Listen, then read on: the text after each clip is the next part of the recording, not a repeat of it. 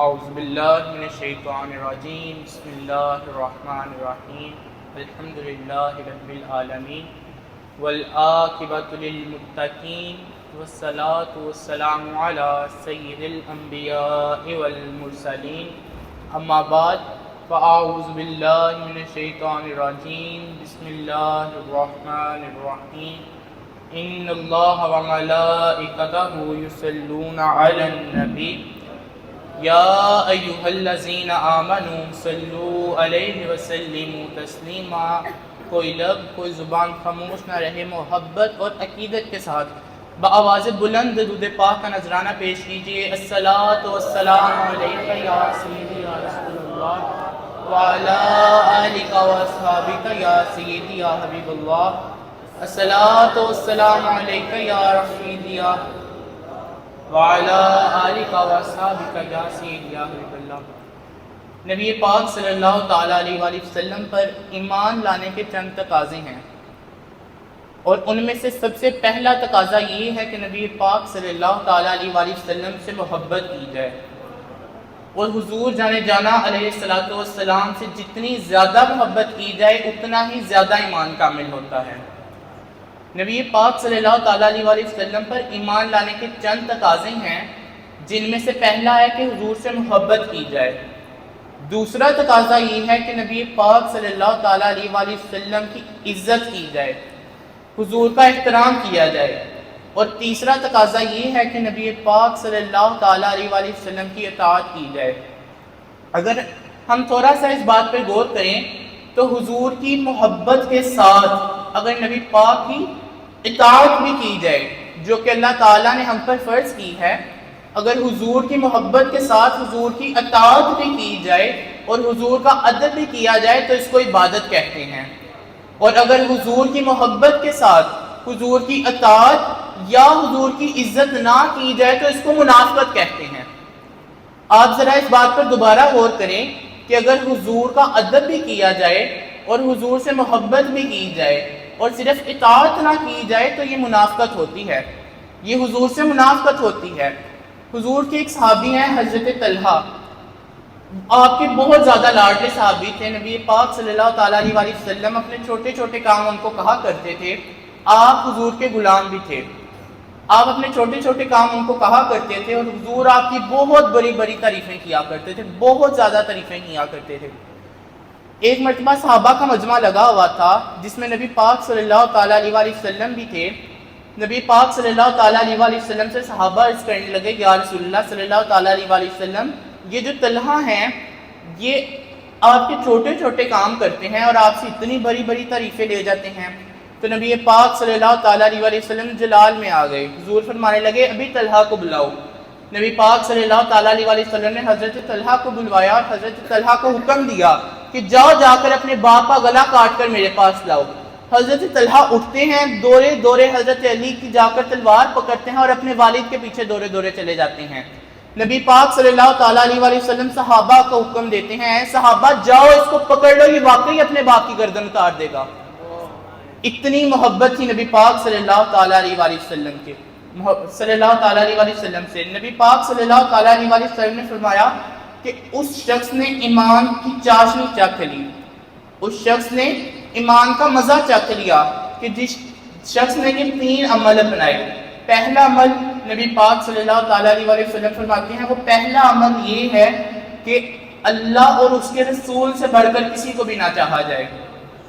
حضرت عمر فاروق رضی اللہ تعالیٰ عنہ آپ نبی پاک صلی اللہ تعالیٰ علیہ وآلہ وسلم کو کہنے لگے یا رسول اللہ صلی اللہ تعالیٰ علیہ وآلہ وسلم،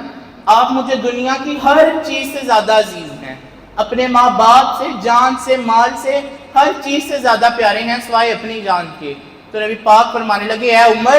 تمہارا ایمان اس وقت تک کامل ہی نہیں کہ جب تک تم اپنی جان سے بڑھ کر مجھ سے محبت نہ کر لو۔ حضور فرماتے ہیں اس شخص نے جس شخص نے یہ تین عمل کر لیے اس نے ایمان کی چاشنی چکھ لی۔ پہلا عمل کیا ہے؟ نبی پاک فرماتے ہیں کہ اس شخص نے اللہ اور اس کے رسول سے بڑھ کر کسی کو نہ چاہا ہو۔ دوسرا عمل نبی پاک صلی اللہ تعالیٰ علیہ وآلہ وسلم فرماتے ہیں دوسرا عمل یہ ہے کہ وہ اللہ اور اس کے رسول کے لیے ہی صرف محبت کرے، اگر محبت کرے تو صرف اللہ اور اس کے رسول کے لیے۔ تو صحابہ نے عرض کی یا رسول اللہ صلی اللہ تعالیٰ علیہ وسلم وہ کیسے؟ تو نبی پاک صلی اللہ تعالیٰ علیہ وسلم فرمانے لگے تم اللہ سے اس لیے محبت کرو کہ وہ تمہیں نعمتیں دیتا ہے،